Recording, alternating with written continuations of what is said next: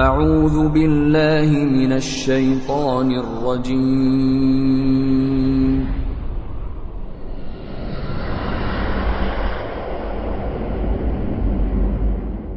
بسم اللہ الرحمن الرحیم أَلَمْ تَرَ إِلَى الَّذِينَ خَرَجُوا مِن دِيَارِهِمْ وَهُمْ أُلُوفٌ حَذَرَ الْمَوْتِ فَقَالَ لَهُمُ اللَّهُ مُوتُوا ثُمَّ أَحْيَاهُمْ إِنَّ اللَّهَ لَذُو فَضْلٍ عَلَى النَّاسِ وَلَكِنَّ أَكْثَرَ النَّاسِ لَا يَشْكُرُونَ۔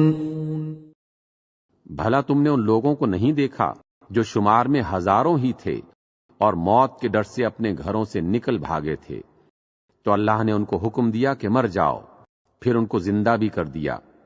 کچھ شک نہیں کہ اللہ لوگوں پر بڑا فضل کرنے والا ہے، لیکن اکثر لوگ شکر نہیں کرتے۔ وَقَاتِلُوا فِي سَبِيلِ اللَّهِ وَاعْلَمُوا أَنَّ اللَّهَ سَمِيعٌ عَلِيمٌ۔ اور مسلمانوں، اللہ کی راہ میں جنگ کرو اور جان رکھو کہ اللہ سب کچھ سنتا اور سب کچھ جانتا ہے۔ من ذا الذي يقرض الله قرضا حسنا فيضاعفه له أضعافا كثيرة والله يقبض ويبسط وإليه ترجعون۔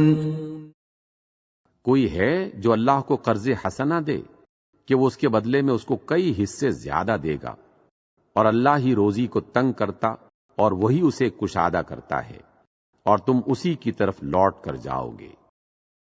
أَلَمْ تَرَ إِلَى الْمَلَإِ مِن بَنِي إِسْرَائِيلَ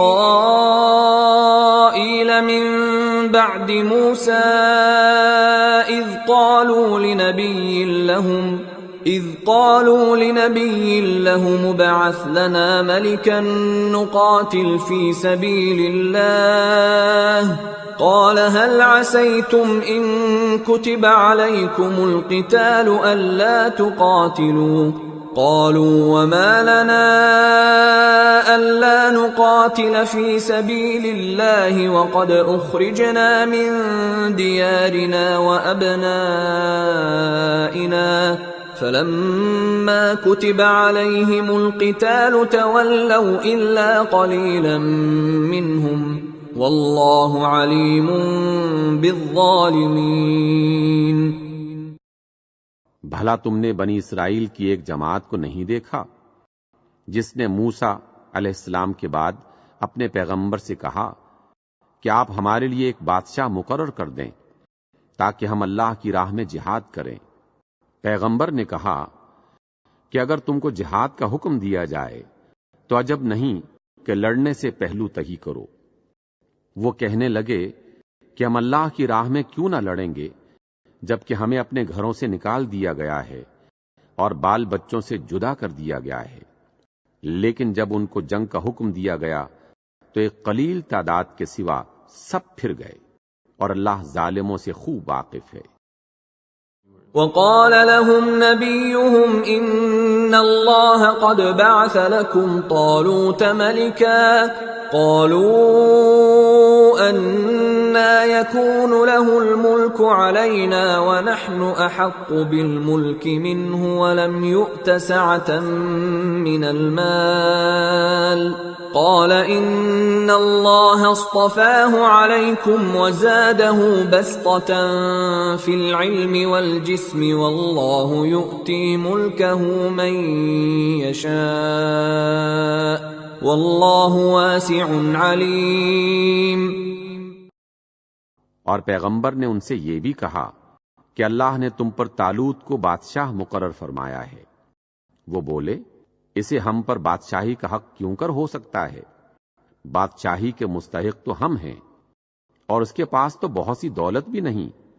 پیغمبر نے کہا، اللہ نے اس کو تم پر فضیلت دی ہے اور بادشاہی کے لیے منتخب فرمایا ہے۔ اس نے اسے علم بھی بہت سا بخشا ہے اور تنتوش بھی بڑا عطا کیا ہے، اور اللہ کو اختیار ہے جسے چاہے بادشاہی بخشے۔ وہ بڑا کشائش والا اور دانا ہے۔ وقال لهم نبيهم إن آية ملكه أن يأتيكم التابوت فيه سكينة من ربكم وبقية مما ترك آل موسى وآل هارون تحمله الملائكة إن في ذلك لآية لكم إن كنتم مؤمنين۔ اور پیغمبر نے ان سے کہا کہ ان کی بادشاہی کی نشانی یہ ہے کہ تمہارے پاس ایک صندوق آئے گا جس کو فرشتے اٹھائے ہوئے ہوں گے، اس میں تمہارے پروردگار کی طرف سے تسلی بخشنے والی چیز ہوگی، اور کچھ اور چیزیں بھی ہوں گی جو موسیٰ علیہ السلام اور ہارون علیہ السلام چھوڑ گئے تھے۔ اگر تم ایمان رکھتے ہو تو یہ تمہارے لیے ایک بڑی نشانی ہے۔